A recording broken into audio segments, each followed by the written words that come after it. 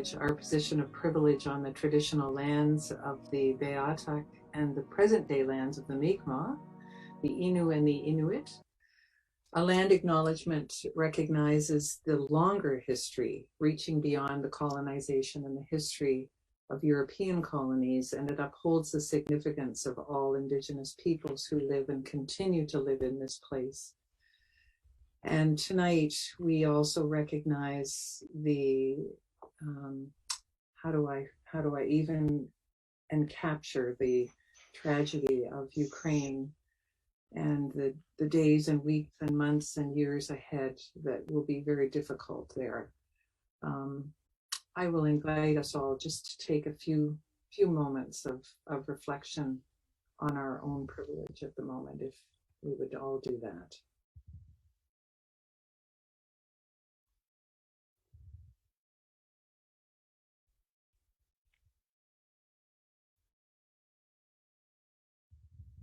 And thank you. As a teacher, I continue to think about the schools and the children there, and I know it's heavy in our heart.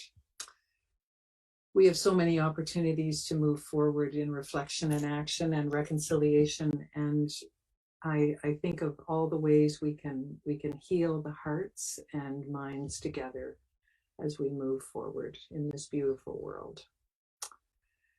So welcome to Teacher Tales on Tuesday. This is number 6, and I'm excited to be here. My name is Jan Bewley, and I'm very lucky to teach drama education and literacy, elementary literacy and grad courses in MUN's Faculty of Education. I'm delighted to have you joining me here tonight, the folks on the screen and people out in the land of the internet, as we reflect on the legacy of 100 years of teacher education in Newfoundland and Labrador, where we've been, where we are presently, and where we hope to grow. So tonight, I have some questions for participants here tonight, and I'm not sure if we can get John clearly in from Nain. He's going to work at that, but I'm going to first of all just ask you to introduce yourselves, and we'll go from there. So Greg, can you say a few words about you? Greg Taff, living in Quantabrook, presently just filling in for a term at CNA, teaching mathematics, which I've taught for 37 years. Wow. Retired a few years ago and can't travel this year due to COVID, so I was delighted to be able to take a position at CNA to fill in for a teacher. So, but mostly high school at Regina High School in Quantabrook, 12 years of distance learning through the old DE program and then CDLI. Principal, vice principal for 8 years, 3 years up in Iqaluit, 4 years in the Middle East. So a little bit of everything. And I've taught the fast track program at MUN, at the Granville campus here. Great. And did that for 6 years in curriculum development, and I taught the math methods, I think it was, for wonderful primary elementary teachers. And I've taught everywhere from grade 4 to university. So wow. And how many years as a math teacher, Greg? Did 37. you? Oh my. 7 years, yeah. Wow. And wow. Jan, luckily for me, I chose the right profession. Yeah. I loved it every day, so yeah. I'm lucky. Cool. Neat. Well, wonderful to have you here. Doris, tell us about you, where you're dialing in from tonight. Dialing in. Well, this is my latest iteration. I'm in Netwashish for the winter from January to June. I'll be teaching grade 6 here this year, and I've had a bit of a convoluted teaching career as well, following my journalist husband around. So I've been in a couple of provinces in the east, New Brunswick and Quebec and Ontario teaching, and when we lived in China, I was teaching there in IB schools, and I've also taught from grade 2 to college level, so pretty big span in English. Great. Wonderful to have you from Natwashish tonight. And Anthony, tell us about you. Okay, well, it's kind of intimidating because I usually like to be the one who's asking the questions, so I'm not used to this kind of role reversal.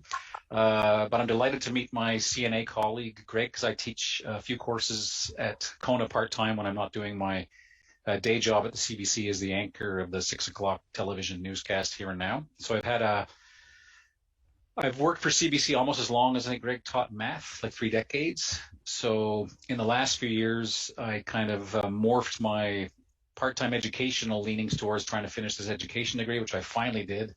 Probably the only upside of COVID was the fact all these courses were online, so I could do that, which is kind of a mixed blessing. Yeah. I've always done a little bit of teaching, usually as in a more informal and formal training capacity within the CBC, and I've been invited as a guest speaker to elementary schools and junior high and high school. And at some point, I really realized, I'm enjoying the classroom time as much, if not more, than what I do full time. So the gratification of those moments where you see students are actually thinking because of something that you're doing, it's it's a very gratifying thing, and I think it's the kind of thing that all teachers feed their passion on. So I've really enjoyed being a crazy rookie teacher kid with a dream. So I'm different. I don't have the experience of the other teachers, and I know that because I probably learned as much through the pillow talk with the teacher as I did in the degree. And Doris has been a very, very good mentor to me, especially for those moments where, I'll tell you, I don't want to monopolize anything, but for years and years and years before I actually did any education courses, I'd see my wife on the weekends. I think she was teaching English at the time. I'm going, what the hell is she working on? She's not teaching a PhD, for God's sake. How come I haven't seen her Saturday and Sunday? Like, it can't possibly take that long. And then I was introduced to lesson planning. Yeah. And this light went off, right? So, I love it, but it's, it's, you all know that. Yeah. Yeah. And I hear you loud and clear, Anthony, about the joy of the profession. I'm not a MUN graduate. I graduated from Nipissing University and have been teaching for almost 30 years, and I adore it. It's just, there's something incredibly revitalizing about the profession that pulls on my love of creativity and imaginative thinking. And I'm very, very lucky to be teaching drama, education, and literacy, which just feed into that. So yeah, it's wonderful to be here with all of you. So for Anthony, this isn't too long a stretch to look back at what pulled you into the profession, but I really do want you to think about what is it specifically that pulled you in to this profession as opposed to dentistry or veterinary science, or I could let my wife answer that by saying you should take a look at his science marks. So Greg, I'm gonna start with you, Greg, way over there in Corner Brook. What is it? Was it a family member? Do you have a parent that was a father was a mill worker, mother was a stay-home mom. So for me, Jen, it was I always loved school, going to school when I was actually a student. And when I first actually I did engineering for 3 years, Jen, before I decided to switch into education. And the reason being is I always was helping others with mathematics, obviously. So I couldn't help them with anything else, trust me. But, so I was always tutoring a fellow student or, helping someone with a math assignment or whatever. And when engineering didn't do it for me, I honestly said, well, where to next? So, and the funny part about it is the day I told my parents I was leaving engineering and going into education, which they supported. There was no. I won an award, an engineering award for my term, and a check in the mail. So I put the check in my pocket and I left engineering. So it was all good. That's a great story. Yeah. Jan, like you've already said, I was one of the lucky ones who just loved teaching. So yeah, and truly we are. Yeah. Doris, how about you? What pulled you? My mother was a teacher, when I was growing up. Now, she was a science teacher, and she actually, when I was in grade 9, decided to apply to go to medical school because our med school had recently been built at MUN. So she went on, I guess I was in grade 11 when she started, and she went on to become a doctor. But so my two sisters, who are much younger than I am, are both in the medical field. So I don't know if that's, you know, how those things happen. But yeah, so I grew up, she was a math and science teacher, so I often helped her correct the tests and things like that. So that probably had a big effect. And did you play school in the basement with your... I did not. I must say, I often hear teachers say they did that, and not, I mean, you know, sometimes, but not as regularly as some, you know, teachers do, but yeah. Yeah, I can remember doing that. I come from a family of five children, and it was great fun torturing those 3 brothers, having them stand in the corner and doing things that I, as a teacher, I'm horrified that I even had that modeled. But I had a teacher that used to put children in garbage cans. They'd have them stand in a garbage can. Metaphorically, then, you know, what is that? Terrible. Wow. Anyway, Anthony, what pulled you? You said a little bit about that, but what pulled you into this profession, and what keeps you there? Well, I think I alluded to the fact that as my broadcasting and journalism career kind of progressed, you get to a certain point where you've done a lot, and it's slightly selfish in a way, because the gratification I felt when I was invited to go to a school and be a guest speaker, and I would tend to try to mix media with what young people really like, and it just seemed to work with a lot of students. And the feedback was always really, really positive. And I could actually see really when kids were actually starting, oh, wow, I never thought of that. And so I really liked that. But then I kind of married that with the idea that, you know, I could actually be a good teacher if I actually had a better sense of what it is I'm actually doing. Because as I think we have kind of, especially from our generation, and I won't make any assumptions on our ages, I think one of the things that I really appreciated about the MUN degree was getting the latest educational theory, so that try to cleanse my mind of lecture as an effective way to teach. And so the notion of engaging and multiple intelligences and the different strengths that kids bring, I found that really personally and intellectually challenging, but also really gratifying to apply in the classes at CNA, where I've got, you know, students like we have in all our classrooms of different abilities and strengths. And so I really love that. But I think I distinctly remember being a teenage boy in my high school and adoring a couple of teachers who were just fantastic people.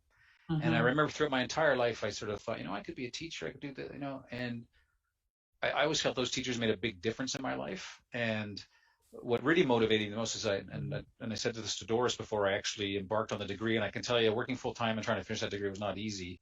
But it sounds corny, but if the investment in time and getting the degree in teaching, if I could be the teachers who affected my life for one student, I don't care if I taught for 10 years, if I just did that for one student, then it would be success. And I mean, I hope it's more than one student, but that's really what motivated me to do this. Because a lot of people, especially when Doris will attest to this, we have a lot of friends who are teachers, right? And they're all kind of leaving the profession at my age, and they're kind of looking at me, are you out of your mind? Because it is, you know, as you all know, teaching can be exhausting, right? It's a workout, but it never feels like time wasted. You know. Yeah, that's a neat story. My next question is around a student that you've met along your journey who stands out.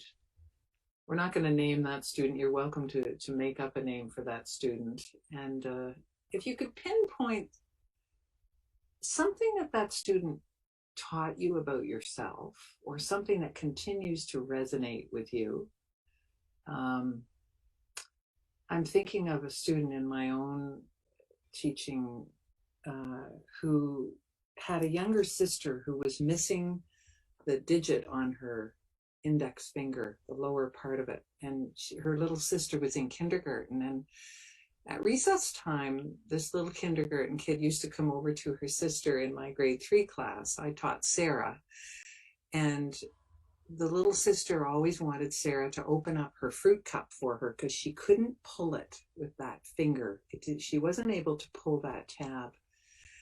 And one time when I was sitting with Sarah, I just said, my favorite 2 words are always, I wonder. And I said, I wonder what would happen if we wrote a letter to the Del Monte Fruit Cup Company in Toronto, Sarah, and asked them if they know about your baby sister and how hard it is for her to open up that little snack thing that she likes. And we did. And the long story here is that we got this response from Del Monte. And not only that, these big executive guys came to Halifax and they visited the school. And Del Monte changed the way those cups were opened because of that kid. Wow.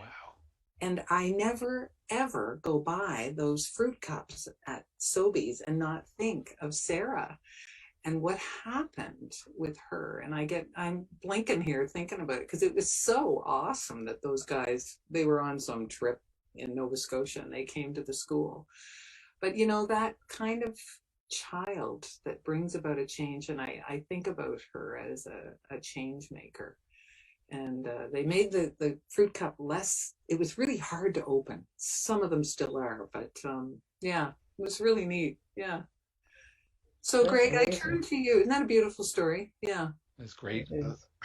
Yeah, that's a great story, Jan. And it's difficult to pick out, because there's been many moments, but I'm going to go back to an early moment in my career and a later moment in my career. So this early moment, it deals with a student who, we all have them who you feel you lost. The student is slipping through the cracks. It's as much as you try to motivate. And one of the beliefs I have is making your classroom a place where students want to come. Well, and I do that. I think I do that through humor and ease of teaching and just, but I had a student one year, and it's early in my career, felt I could not connect with this student. Walking down the corridor, recess time, you're walking and you're meeting. And I'll call him Stephen. And, I said, Stephen, now what are you at this weekend? Oh, sir, I'm going out on a dirt bike. I said, oh, dirt bike, got a dirt bike. And he told me about his dirt bike and described it. And he was the most talkative he's ever been because as a child who sits in the corner and I can't get him to open up at all. So I said, okay, now maybe and the next Monday. Whoops, we just lost you there. Greg, your sound just left. We just heard you say next Monday. Having a little delay there, I think. There it is. Good? Yep. Okay. So, and with that, he became one of my better students throughout the year. It was just that single connection. And it taught me right away how important connections were. Yeah. And so the rest of my career, it was always reflection of, okay, how can I connect with this student? How can I bring this student on board? And so for Stephen, I say, thank you. Thank you for being, that unattentive student who really, hooked me, got me away to hook with other students throughout my career. And I had one later. I was actually teaching my 31st or second year, teaching at a private school. I just retired from the school system. Yeah. And I went to a private school for 2 years. And I was teaching a grade 4 math student, grade 5. And I'll say her name is Olivia. And I was doing division. We were just starting long division. And she did a method that I have never seen before. It was absolutely, because I've taught it all from, Yeah. And I celebrated that on the board with her, saying, you taught me something today. So, Miss Olivia, now, I want you to teach everyone else in the class. Wow. What? Whoops, we just lost you again there, Greg. Oh. We will hold Greg in that pose. And It might help if he goes to audio only. yeah, Greg, Am I having video trouble here? We missed just after you said that you had Olivia share her strategy for long division in front of everybody. Yeah. Okay. I'll just check my connection here now. Hold on. It might be that your video's on. Maybe if you turn off your picture. Yeah, okay, will do. Let's see, how do I do that? No, not that we don't, we love seeing you. No, you've seen enough of me, trust me. We'll have you come on and smile at the end, Greg. Anyway, yeah, it's bandwidth stuff. So you had Olivia share, and then you affirmed her. Yeah, it was just one of those moments, Jan, where you saw a student, just shine in front of others, and it was her special moment the whole year. She talked about it with everyone. It was just and that little moment for her. Yeah. And there's lots. I could monopolize the mic and tell you many stories of those little connections, but I thought I'd give you one early in the career and later in the career. So they are, two stories that stand out to me. That's lovely. That's lovely. Doris, I'm going to jump over to you. If you pinpointed a student something. Yes, like Greg, I can think of a few. One that leaps to mind is I had, when we moved back here, I ended up teaching at Lake Crest. And my second year there, I started teaching social studies. So I got the school involved with heritage fairs. And I had a lot of really great things come out of that. Anyway, one student who later on had a number of learning disabilities and, often didn't have a lot of success in school. And when they had to pick their topic, he looked at me and he said, yeah, he was going to do sheds. Now, I thought, what on earth? And I said, sheds, okay, tell me more. And he said, well, in Newfoundland, like a lot of people have sheds, and he went on to describe, shed parties, etc. And so I thought, okay, and that's what he went with. But he went to the New Center for Newfoundland Studies. He did all kinds of research and had this excellent project. At the end of it all, that even the center, they said no one's ever done this before. That kind of research into the history of the music, the background, and he went a fair ways back. And so anyway, they asked him for the project when he was finished. So that was a big success for him, and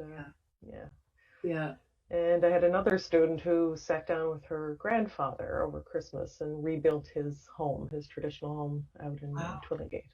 Wow. And they spent hours together, and so she got to learn about Newfoundland architecture and the evolution of that house from what it was originally like up to the house that she knew as a child and now. So and those learning invitations that you just never know where they're going to take a child, and what seeds, you never know if the child who researched the historic house then took an interest and became, the historian. And and the connection with her family too, like she will remember that Christmas with her grandfather when she's many years from now. Somebody taught Dale Jarvis in grade 3. Somebody did a heritage project with him. I'm sure of it. Yeah, absolutely. Anthony, how about you? I know you haven't been out in schools very long, but you've dabbled in them for a while. Yeah, and I guess one thing I'd say is with all of the challenges COVID presented to education, I think and my teachable areas are social studies and English. It'd be really nice to see the heritage fairs start up again, because being married to a teacher before I actually became accredited, of course, I was tricked into judging every single fair that ever happened anywhere in Newfoundland. So I'm looking forward to that happening again. But it is something, what I love about going to the fairs, and now I can go as a teacher, this will be the first time actually, Yeah. is you meet students who you know are not the students who are knocking out of the park in all their subjects, but who will make a fantastic project for that fair. Yeah. Obviously, some of the higher achieving students will do well in everything they do, but what I love about those fairs is that it gives kids and young people a chance to really shine in something. So if they can find a shed or something, as Doris is talking about, that really turns their crank, they really get into it, right? But yeah, Jan, your question to me is, a student that actually made you learn something about yourself. And I've got two in mind, and so I'll call one of them Cindy. And because I'm dealing with older students at Kona, call it like grade 12 mostly, but then there's some students also in their 30s, 40s, and 50s, right? Mm-hmm. And so I usually talk to them about, the different way, that different people learn in different ways, and that if there's something that's not working, as far as I'm teaching, we're in a college here, we can talk about that. And I had this one student, Cindy, and she asked me one day if she could actually talk to me. And so I said, yeah, sure, of course. So I'll talk to you after class. That's fine. And she said to me, and this actually comes back to what I was saying about wanting to be one of those teachers that makes a difference. Mm. If introversion and extroversion exists on a spectrum, I think I move on that spectrum, but I'm probably more on the extrovert side. And I think Doris would admit that she's more on the introvert side. And the only reason I have any awareness of this is because of Doris, really. And the student said to me, your classes are really everyone loves your classes, and there's full of energy, and you ask students and you challenge students, all that. But she said, sometimes I really feel like you're putting me on the spot, and I don't like it. And I said, I need time to think about some things. And I realized, she's absolutely right. She actually wants to give a thoughtful answer as opposed to an immediate answer. Yeah. And so between being married to Doris for 30 years, reminding me, can you tone it down a bit? And having a student actually say, hey, just a reminder that different people learn differently, right? And I need time to process things because I want to give you a thoughtful answer. And it's not a matter of shyness, right? I think a lot of extroverts confuse introversion with shyness. This is a very confident young woman saying, hey, can you tone it down and let me give you an intelligent answer instead of hearing the sound of my own voice the way you extroverts like? And yet, Anthony, I would argue that you provided the space for her to feel comfortable in offering that critique too. Yeah, I'd like to think so. I mean, you teach drama in English, right? Yeah. So, from my experience with most, if you're using drama as a tool, whether it's for drama, quad drama, or drama to teach English, it tends to be a very big personality offering that, right? Mm-hmm. And it just reminded me that sometimes, especially, journalism and broadcasting, it can be intimidating. And you forget that even though someone might be a very passionate person who wants to be a good, thoughtful student, right? It's just a reminder that sometimes, one of the things at MUN where they talk about, when you're one of your best, for formative assessment, showing off my degree here, you're when you're trying to get feedback and you're doing questions and answers with students. Yeah. I think that best piece of advice, and Doris sort of reinforced this, as have some of my best teaching friends, is, I think sometimes for new teachers, old new teacher, it's very hard for me to remember, okay, ask a question and let the silence last. Yeah. Because the thinking has to happen, right? And so the journalist in me is kind of, can you answer? Come on, what's your answer? Right? So you got to try to, you got to be a little more thoughtful. Yeah. And so she really taught me, okay, Anthony, you're good at keeping them engaged, but remember, there are other learners in the class that need a little more time, not because they need more time to catch up, but because they really want to think. Mm-hmm. So, kind of grateful to her. That's a lovely story. Yeah, it's reminded me of a kid, Curtis, I'll say his name was, who in grade 3, I one day said, you can ask me anything you like. And it was recess time. Kids were lining up at the door to go outside, and Curtis was right at the front. And he said, Mrs. B, can I ask you something? And I said, sure, Curtis, you can ask me anything. He said, do you like teaching math? And I inside lied and said, sure, I do. And he zipped up his snowsuit and he said, because you don't always look like it. Bingo. Oh, they are so on to us. They are so on to Best us. teacher. Did you hear that, Greg? I know it You left it on probably, mute. it cuts your heart, Greg, to hear that as a math teacher, I'm sure. But Oh, yeah, yeah, I shed a quick tear when you said that, yeah, Jen, but I'm there you okay now. go. I'm okay. And so I really thought about, okay, and I'm not really a very strong phys ed teacher either, but jumping Jiminy, you gotta look like you love it. And yeah, yeah. Anthony, That's where the drama teaching comes in handy, right? that's it. That's it. And you said you had another student you wanted to mention. Do you want to share one more story about another student? You're welcome to. Um, I'll hold back on that one just in case it Okay. comes back up. Okay. All Yeah. right. Okay. I'm He only keeping has so many students. we're doing well here. This is good, and lots of time here. Um, so I want you to think about student teachers that are about to hatch out into the school system, and whether you have some advice for them. What kinds of things are you thinking that they should know? Doris, I'm going to start with you this time. What would you tell a new student arriving in Natwashish? Um, I think one of the things when you're first starting out is you get very caught up in the curriculum and what you're expected to teach. And if you look at the outcomes, panic could ensue if you think that, oh my gosh, I have to. And don't take time to get to know your students and develop those relationships, because not much is going to happen until you do that. So I would suggest taking the curriculum a bit more slowly and not worrying as much about that, and getting to know your students more. Yeah. Yeah. Yeah. Getting to know them. Yeah. And Greg, over to you. Getting. Uh, if I had to give one piece of advice, I could give several.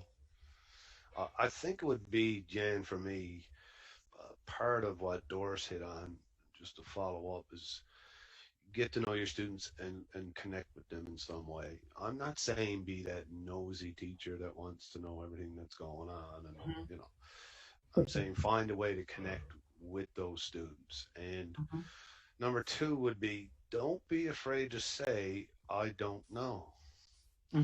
It's such a big thing for teachers to stand up, and a lot of student teachers are naturals and quite comfortable in front of a group, and a lot of us struggle those first few years as we adapt to the new profession. Yeah. So, Yeah. and we feel like we have to know everything and be on top of everything. So, as Doris said, the curriculum will develop slowly. Make those connections with your students. Um, Preparation is key, obviously. The times when you in a family situation where you got three children at home and something goes wrong the night before and you can't get all your prep done, and things like that happen. That's part of real life. Don't be afraid to say to students, look, I'm not sure of the answer. Good question. Let me take that back and think about it. And I want you to think about it too. Like, turn it into a teaching moment. Have them, I want you to think about this now. I'm off the top of my head. I'm not going to try to answer that because I need time to think sometimes, just like you need time to think about a question. So don't be afraid to say, no, I don't know. And, but always get back to the student. Never turn it, never use that as an excuse to turn that question aside and never deal with it again. If a student asks a question, luckily for mathematics, all the questions are in that form. And there are sometimes even I got stumped with a question in mathematics very quickly, and didn't want to try to give an answer that might be wrong. And they know you're a real person too. Like they'll discover very quickly if you're honest with them. And they're going to be honest with you. And as you know, I'd say I'll end with this, Jan. I live by the one that respect is so important. Respect the person's personal space, respect the person. As a person, respect, in, if you had that in your classroom, you'll get that back in spades, and it's Yeah. going to come back. They'll respect Yeah. you. Yeah. So, very quickly, but the biggest one to me is I had to learn to say I don't know. I was Yeah. always embarrassed, not embarrassed, but sort of, yeah, well, okay, that's not an important question anyway. Don't shrug it off like that. Uh, you know, don't be afraid to say, look, I don't know. Let's think about that and let's get together. Yeah. And so And that would be co-investigate. That's neat. That's a lovely story, Greg. Yeah. And Anthony, you've got the closest experience to this. Yeah, it's true. What would you offer you? Wow. Well, having, done my teacher education last year, where Doris is actually right now, I can't reinforce what Greg just said with more gusto or fervor than would be required. I really think Mhm. we need to embrace failure. I think teachers and educators who are constantly, if you're still stuck in the old school thing and getting the right answer, we through life, and I try to tell this to every kid that I teach, no matter what the age or the subject, that we learn through life from the mistakes we make. And that includes our personal lives, it includes how to use a piece of equipment, it includes everything. And I tell them, I used to be a chess player, and there's a great chess player named Lasker who said he only learned from the chess games he lost. He learned almost nothing from the chess games he won. Like, so what did I do wrong there? How am I going to make that better next time? So I really like the way that Greg said that. I guess for any teachers, for your students who are thinking about when they're going to go into their teacher service training, I think being willing to take advantage of those times when you actually make a mistake. I can't overestimate, because I did this several times. And some of them one's really embarrassing. I misspelled a word on the board, on a whiteboard, right? And I look back and I'm looking at it, and my thought bubble is, I cannot believe. And there was one student who caught it. He said, hey, there's a mistake there. And I said, okay, wait. You know the mistake. I see the mistake. Let's see who else sees the mistake. And then it's very endearing for students to sort of see that you're not perfect. So if you're going to walk the walk and say it's okay to make mistakes, then make mistakes and turn them into those moments. Yeah. I mean, that would be a big thing. And the other thing I would say that I found, because I was corresponding on Facebook with all these mostly students in their 20s, my COVID cohort, and the best advice, I think the best advice that I got, and I found, and Doris will tell you this, I think Doris got a certain amount of schadenfreude seeing me lesson planning on weekends. Would that be fair, Doris? Big time. Because I think sometimes students who are just sort of entering the profession, they think they have to reinvent the wheel and redesign every lesson plan for every unit. Yeah. And there are, unlike previous generations, there are so many resources out there for you.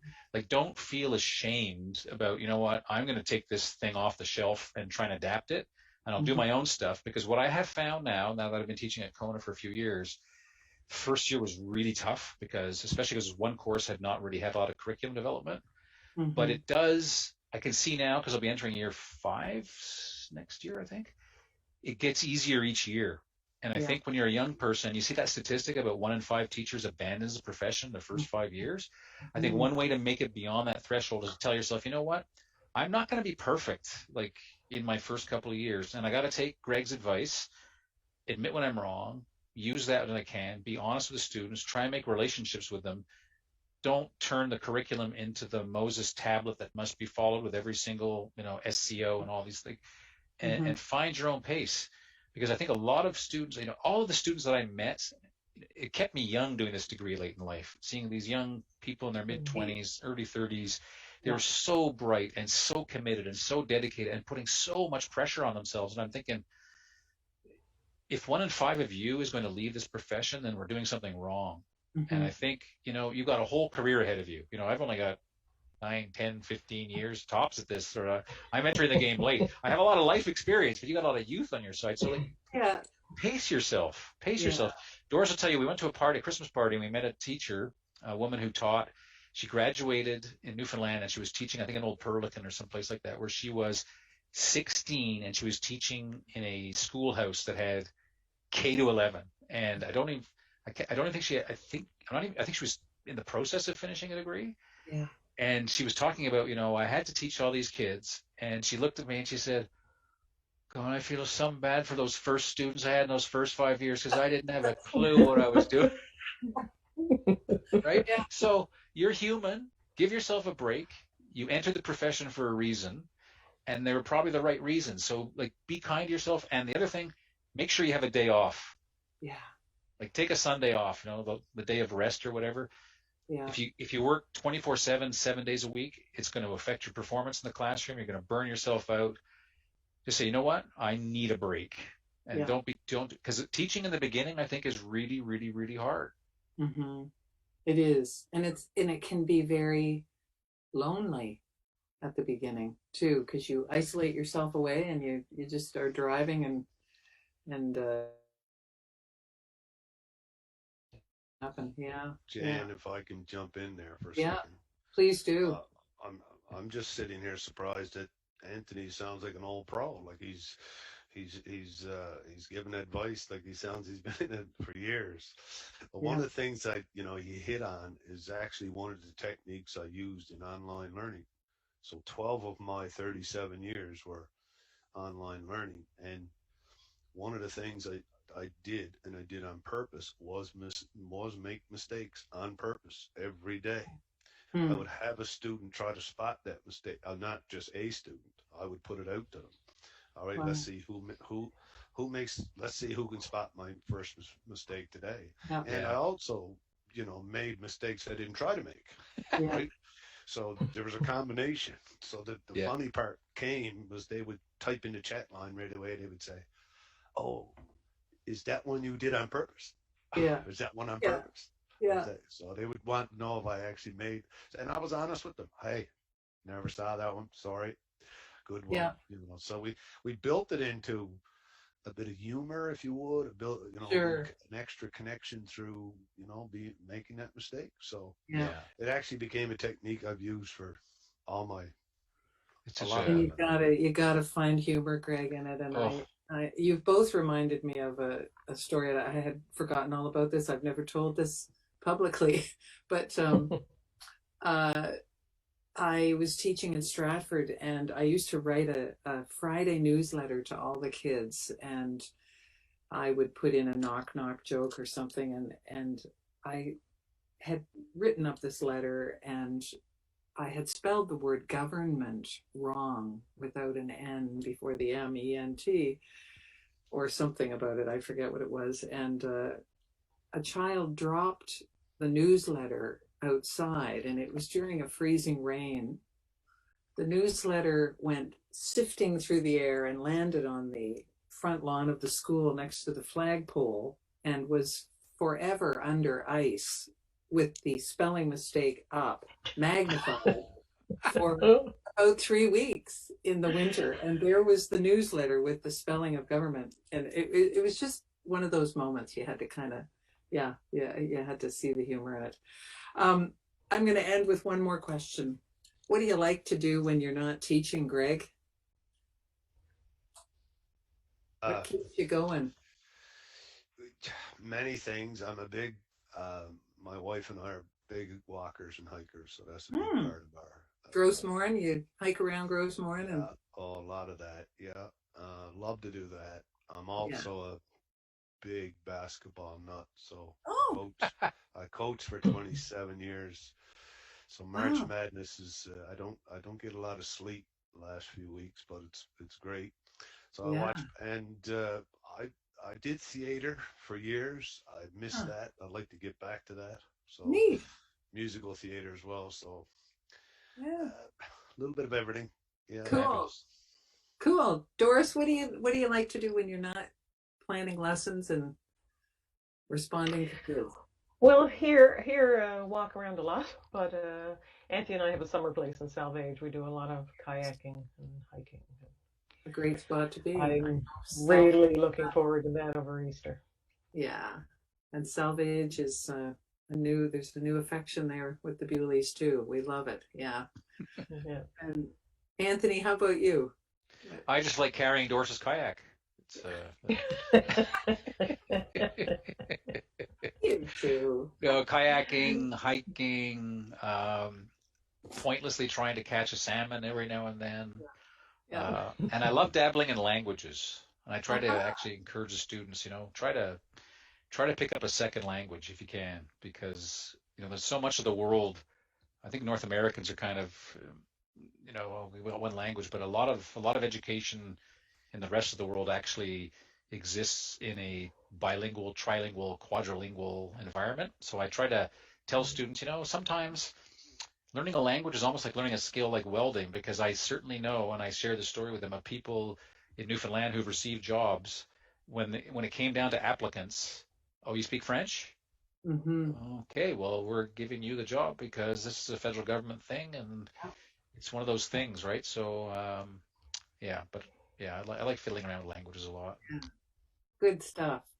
And I'm a gardener and sometimes playing the banjo. I've been doing that for about 12 years, trying to That's a hard instrument. get better at that. It is hard. It's really hard, but it's good for my you. brain. Yeah. It really is good. Wow. Well, I want to thank you all for being here tonight. We never did connect with dear old John in Nain, but I know he's with us in spirit, and we'll catch him another time. I want to just say that the next Teacher Tales is on April the 26th. It's always at 8 p.m. on the last Tuesday of the month. I want to thank Morris Berry, Craig Adams, and Lisa Charlong for their technical and advertising assistance and hauling all of you here tonight.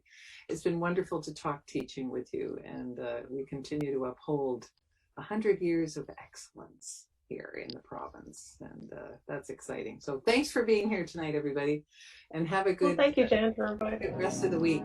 Really appreciate you being here. Happy shoveling. Thank you. Thank you. Nice to meet you, Greg. Thanks, Bye. Jan. Nice to meet Bye-bye. everybody. Take care. Bye-bye.